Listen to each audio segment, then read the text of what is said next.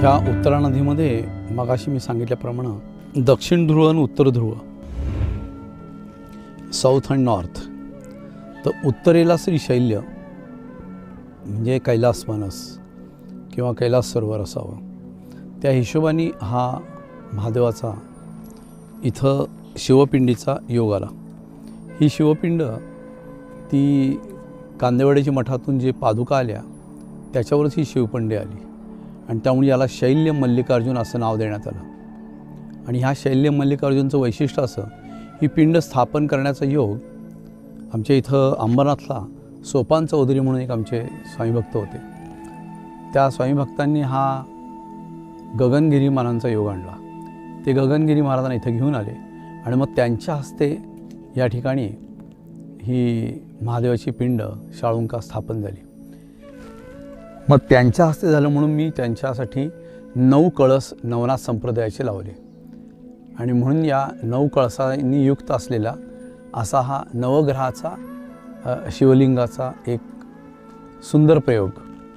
नवग्रहांचा का तर साऊथमध्ये नवग्रहांना जास्त महत्त्व आहे आणि श्री शैल्य मल्लिकार्जुन, पाताळगंगा ही सगळी साऊथच्या साईडला जाते आणि म्हणून त्या साईडला नवग्रहांचा जो पगडा आहे तो विचार करून मी नवग्रहयुक्त असं हे शिवलिंग, की हे 6 महिने पाण्यात असतं आणि 6 महिने कोरडं असतं।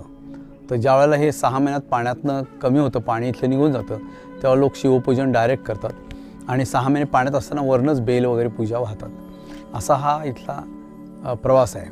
आणि पादुका मंदिरपासून इथपर्यंत नावेतनं नरसिंह सरस्वती गाणगापूर हे भीमा अमरच्या संगमातून गेले ते, तर त्यावेळेला ते ज्या प्रवासाने गेले, ज्या पद्धतीने गेले म्हणून तशी नाव तयार केली आणि त्यातनं नरसिंह सरस्वती हे इथपर्यंत आले आणि पाताळगंगेत गुप्त झाले कर्दळी वनात, असा त्यावेळेचा लिखाणाचा तिथं त्या ठिकाणी उल्लेख आहे।